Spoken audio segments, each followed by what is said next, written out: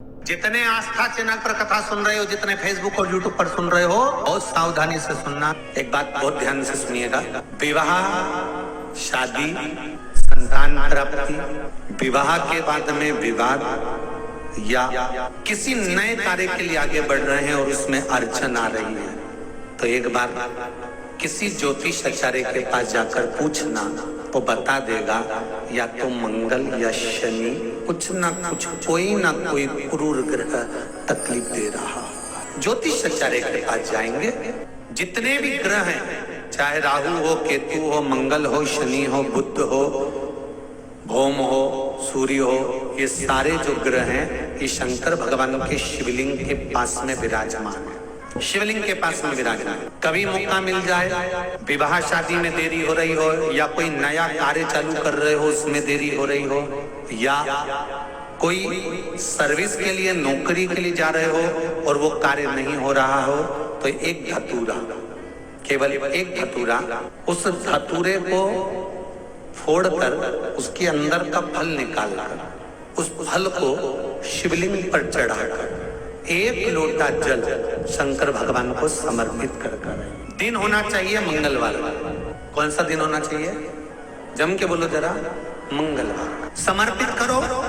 उसके बाद में आप विवाह के लिए अगर समर्पित करे हैं तो विवाह में देरी नहीं होगी। व्यवसाय और व्यापार के लिए या नौकरी के लिए समर्पित करे हैं तो उसमें देरी नहीं होगी।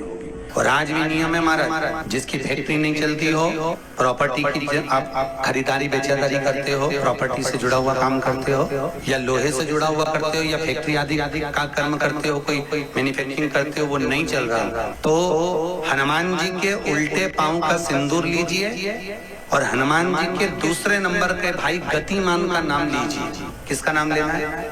गतिमान। गतिमान का नाम लेकर फैक्ट्री के बाहर या फैक्ट्री पर एक स्वस्तिक का निर्माण कर दीजिए। हनुमान जी के उल्टे पांव के सिंदूर और गतिमान का नाम लेकर कभी आपकी फैक्ट्री कोई काम नहीं निकालेगी, उन्नति की ओर ही लेकर जाएगी, कभी घाटे की ओर नहीं जाएगी। गतिमान, रतिमान, केतुमान, मतिमान, ये जितने भी नाम है हनुमान जी के भाइयों के, ये सब कल्याण करते हैं।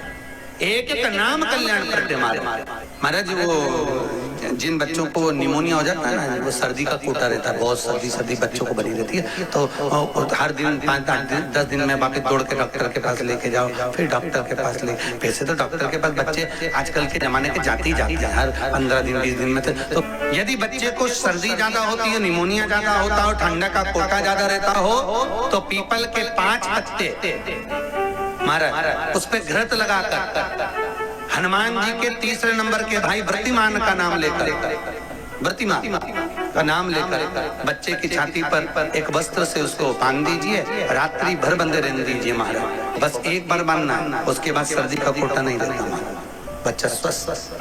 हनुमान जी महाराज के जितने भी भाई हैं, सबका आनंद सुख चरणारविंद का सुख देने वाला। शरीर में कहीं पर भी अगर गांठ पड़ जाए, कोई गठान अगर शरीर के अंदर आ जाती है, तो कुंदकेश्वर भगवान शंकर का स्मरण कर कर तांबे के लोटे में पानी भरो, 5 पीपल के पत्ते डाल दो, कुंदकेश्वर महादेव का नाम लेकर शंकर भगवान को समर्पित करिए मंदिर में। उसी पानी को झेल कर ले आइए, उसी जल को पीना चालू कर दीजिए, गांठ गलना चालू हो जाती है हमारा शरीर में, गांठ नहीं रहती। कुंदकेश्वर भगवान का स्मरण करने का।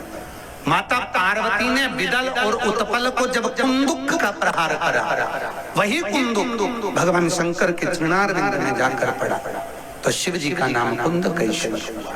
और मेरा फिर निवेदन है आप सब संतान के लिए, औलाद के लिए, जब सब दूर से हार जाओ तो शिव महापुराण का कोई एक उपाय अवश्य कर कर देखना, आपको मिलेगी। वो शंकर किसी को खाली नहीं छोड़ता, आपको दिए बिना नहीं रहे। धन नहीं है, पैसा नहीं है, बहुत दुखी हो, किसी के पास मत जाओ, शंकर की चौखट पकड़ लो। प्रतिदिन शाम के समय शिव के मंदिर में दिया लगाना चालू कर दो। घर में तकलीफ पर तकलीफ आ रही है, कष्ट पर कष्ट आ रहे हैं, रोग पर रोग आ रहे हैं, बेलपत्री के पेड़ के नीचे शाम को दिया लगाना चालू कर दो। और ज्यादा कष्ट है तो बेलपत्री के पेड़ के नीचे घी का चौमुखी दिया लगाना चालू कर दो, 4 बार। बहुत बड़ा कोई रोग हो गया, बहुत बीमारी आ गई है, घेर ली है, जा नहीं रही है, तो प्रयास करो बेलपत्री के पेड़ के नीचे सरसों के तेल का और घी का दिया दोनों लगाओ और थोड़ी सी शक्कर बेलपत्री के पेड़ के चारों तरफ पटक के आ जाओ। पर किसी पैसों के चक्कर में मत पड़ो कि लोग तुम्हारा धन और खा जाए और तुम्हें कहीं का ना चाहिए।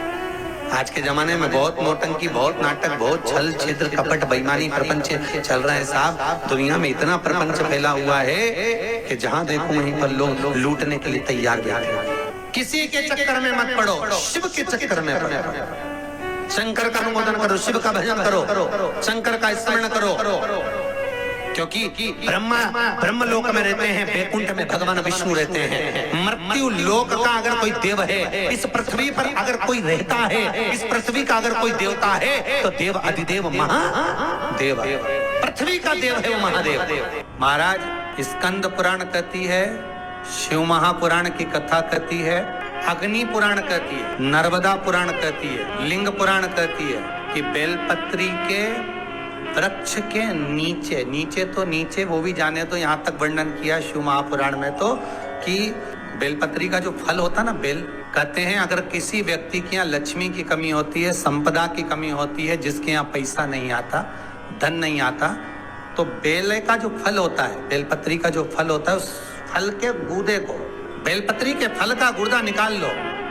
सुखा लो, गाय के घी में उसको डुबो लो, माता लक्ष्मी के लिए अग्नि में आहुति दीजिए। महाराज शाम के समय पर सूर्यास्त के पहले ये जो आहुतियां हम बेले के गुर्दे के फल की गाय के घी में डुबोकर माता लक्ष्मी और भगवान विष्णु के नाम से देते हैं, महाराज लक्ष्मी की कभी कमी नहीं आती, संपदा बढ़ती है। एक प्रयोग और कर देखना, कभी अगर मौका मिले आपको तो प्रयोग कर देखिए। लिंग पुराण के अंदर लिखा हुआ है, शिव पुराण में, लिंग पुराण में और स्कंद पुराण में कहा गया कि अगर किसी ने बेले के फल का अगर थोड़ा सा भी गुर्दा पाया है, बेले के फल को खाया हो या बेल का रस पिया हो या बेल के फल का जूस पिया हो, अगर वो व्यक्ति का अनायास किसी कारणवश प्राण भी छूट गए हो, तो शिव महापुराण की कथा कहती है कि 27 दिन तक वो बेल के फल का रस उसके नस नस में रहता है,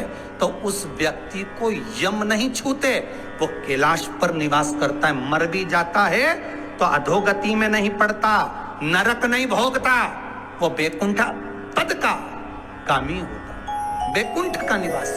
ये जो शिव जी को चढ़ती बेलपत्री हुई, शमी पत्र हुआ, मदार का पुष्प, आंकड़े का जो पुष्प हुआ, ये सब साधारण नहीं है साहब।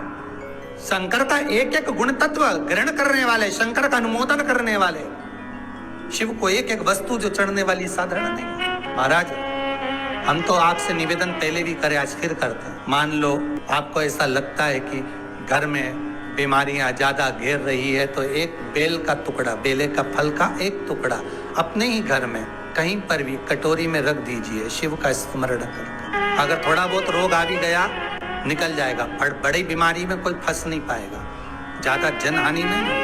हिंदू धर्म में आज भी रीति है, मरने वाले व्यक्ति, अब तो ये कोरोना महामारी में ना गाड़ी में भरे ने लेकर चले गए और जला दिया, पर पहले जो नियम था शास्त्रार्थ के अनुसार, जब कोई व्यक्ति मरता था उसको कंधे पर लेकर जाते थे, तो ले जाने के बाद में बीच राह में एक स्थान ऐसा आता था जहां पर अर्थी को उतारते थे, विश्राम स्थल पर उस अर्थी को उतारा जाता था।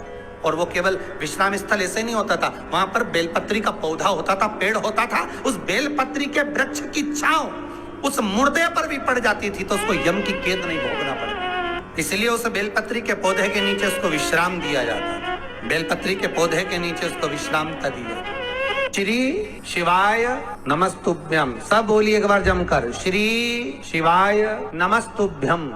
प्रैक्टिकल जरूर करना, कहीं सियोर वाला महाराज झूठ तो नहीं बोल रहा। शास्त्रों की बातें हमारे जीवन में हमें सुख प्रदान करे, इसलिए इस भाव का आनंद करते हुए आज की कथा को विराम देते हैं।